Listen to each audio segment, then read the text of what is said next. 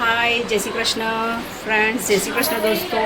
આજે હું છે તે ચકલીનું તમને બતાવીશ કેવી રીતે આપણે ઘરે પોતાની બધી વસ્તુ જેમ દાળ, ચાર દાળ મિક્સ કરીને, ચોખા મિક્સ કરીને કેવી રીતે શેકવાનું અને પછી એને ઘરઘંટીમાં આપવાનું. ઘરઘંટીમાં આપ્યા પછી આપણે કેવી રીતે બનાવવાની એ પણ આખી રીત તમને આ વિડીયોમાં બતાવવાની છું. ઓકે, જય શ્રી કૃષ્ણ દોસ્તો. હવે આગળ મારી રીત જુઓ, શું શું કરું છું. ઓકે ફ્રેન્ડ, નમસ્તે. પહેલાં મેં લીધા છે ચોખા. આ વાટકી પ્રમાણે મેં 2 કિલો લીધા, એટલે આ પાવ કિલો હશે તો મેં 4 વાટકી ચોખા લીધા છે. 4 વાટકી કે 5 વાટકી લીધા, ચાર જ વાટકી લીધા છે. 1 મિનિટ. હા, આવી રીતે આજો, આવી રીતે ભરીને મેં 4 વાટકી, આ રીતે ભરીને મેં 4 વાટકી ચોખા લીધા છે. આમાં મિક્સ છે, બાસમતી બી છે અને આપણા કોલમ પણ છે. ઓકે, બાસમતી અને કોલમ મેં મિક્સ લીધા છે.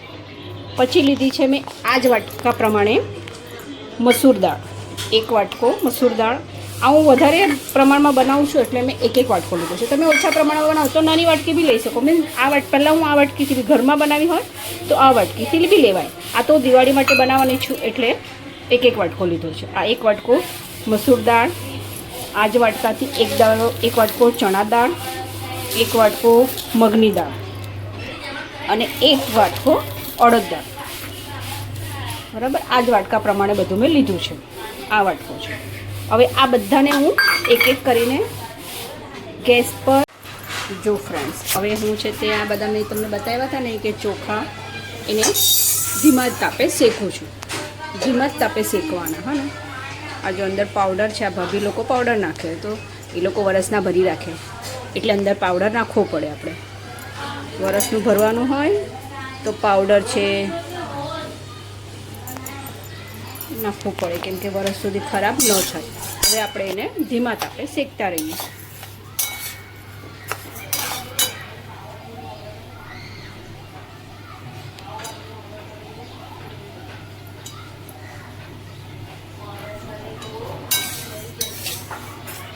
આ ધીમા તાપે શેકી દીધા છે, જોઈ લો. જો આને એટલું શેકવાનું કે આમ આપણને પોતે હલકું થઈ જાય, આમ હલકું લાગવા જોઈએ. આપણે ચમચો જે આપણામાં ફેરવતા હોય ને અંદર એકદમ હલકો ફૂલકો લાગે તો સમજવાનું કે આ ચોખા થઈ ગયા છે. હવે આપણે એમાં ચોખા કાઢી લઈએ. થઈ જાય એટલે કાઢી લેવાનું. જો આમ આપણે લાગે એટલે ખબર પડે કે થઈ ગયું છે. આને આપણે હવે કાઢી દઈએ. ઓકે, આને આપણે આમાં કાઢી દઈએ. બરાબર, પાછું સ્લો ગેસ પર જ કરવાનું છે, બહુ ફાસ્ટ નહીં રાખવું. જો મેં સ્લો જ ગેસ રાખ્યો છે. હા ને, એવી રીતે સ્લો જ રાખવું. હવે આપણે લઈએ મસૂર દાળ. આ મેં મસૂર દાળ તમને બતાવી હતી, 1 વાટકી. હવે એને શેકી દઉં. બરાબર, એને બી આ રીતે શેકતું રહેવાનું. આ મસૂરની દાળ જલ્દી થઈ જશે કેમ કે આમાં વાર નહીં લાગે. ચણામાં થોડી વાર લાગશે, મગમાં તો મગ પણ નહીં, ખાલી ચણામાં થોડી વાર લાગશે અને અડદની દાળમાં થોડી વાર લાગશે શેકતા. આ બી ફટાફટ શેકાઈ જાય. જો દોસ્તો, આ મસૂરની દાળ છે ને ક્યાં સુધી શેકવાની, જ્યાં સુધી થોડી યલો થઈ જાય. આ રેડ હોય અને યલો થઈ જાય એટલે સમજવાનું કે દાળ થઈ ગઈ. હવે આપણે લઈશું ચણા દાળ.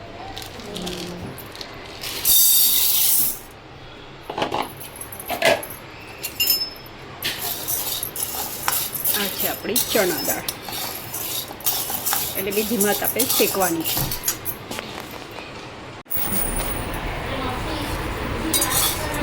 ચણા દાળ બી ખવાવી છે. આમાં ફેરવી જોવાનું એટલે તમે પહેલાં નાખી હોય ત્યારે તમને કેટલું આ ચમચો ફેરવવા માટે વાર લાગે. હવે તમારા ચમચો ફટાફટ, હજી મને જરાક વાર લાગશે કે મને થોડો ચમચો ફેરવતા નથી ફાવતો એટલે સમજવાનું કે ચણા દાળ હજી થઈ નથી. ચણા દાળને થોડી વાર જ લાગશે. ધીમા તાપે થવા દેવાનું.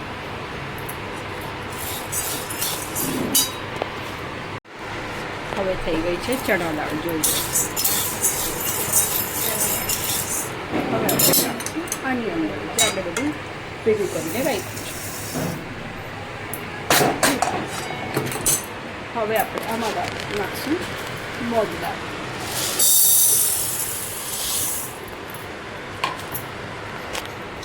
ધીમા તાપે થવા દેવાનું. ચાળવતા રહેવા પડે, મેઇન ચાળવતું રહેવાનું.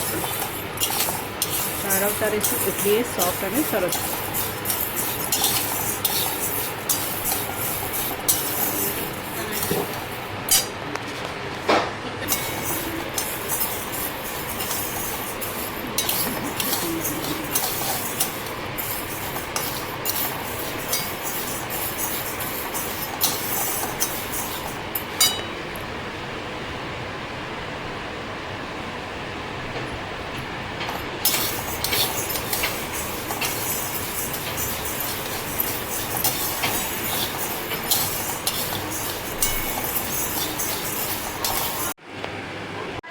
હવે આપણે લાસ્ટમાં કરશું આ અડદની દાળ.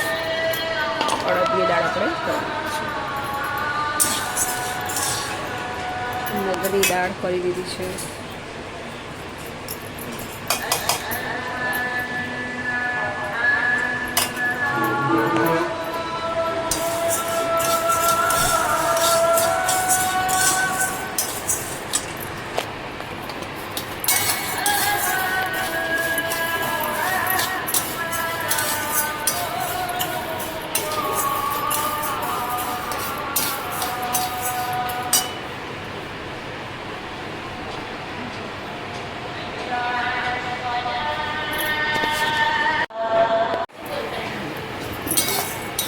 આ જુઓ આવી રીતે શેકતું જ રહેવાનું. હજી થોડી વાર લાગશે આ દાળને. હા ને હજી જો નથી, જેટલું મને એમ ફ્રી ફરવા જોઈએ ને આ મારો ચમચો નથી પડતો. મતલબ હજી આ દાળને શેકાતા મિનિમમ 10 મિનિટ 5 મિનિટ લાગશે. 5 મિનિટ વધારે નહીં.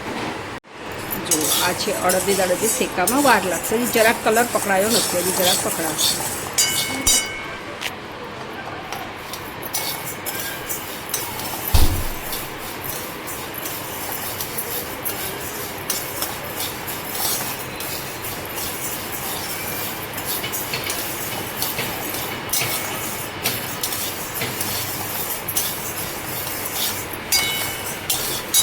આ જો કલર ચેન્જ થઈ ગયો એટલે આ બધું મારું પીસાઈ ગયું છે. આ જો આ બધું મેં સાથે મિક્સ કરેલું છે. ચોખા, મસૂર દાળ, ચણા દાળ, મગ દાળ અને આ લાસ્ટમાં અડદ દાળ એ બી એની અંદર એડ કરી દઉં છું. બરાબર.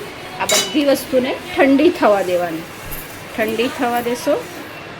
જેટલી ઠંડી થાય પછી એને દળાવા ગળઘંટીમાં દળાવા આપી દેવાનું. એટલે આપણે બહાર જ દળાવતા હોય. ઘરે જે દળતા હોય એ ઘરે દળે, નહીંતર બહાર દળાવી દેવાનું. બરાબર. આ જો આવી રીતે બધું મિક્સ કરી દેવાનું. પણ અત્યારે ગરમ છે એટલે ચમચાથી કરો. હાથ નહીં લગાડતા, નહીં તો ગરમ લાગશે. આ બધું ચમચાથી કરવાનું છે અત્યારે. જો હજી ગરમ છે. ઓકે.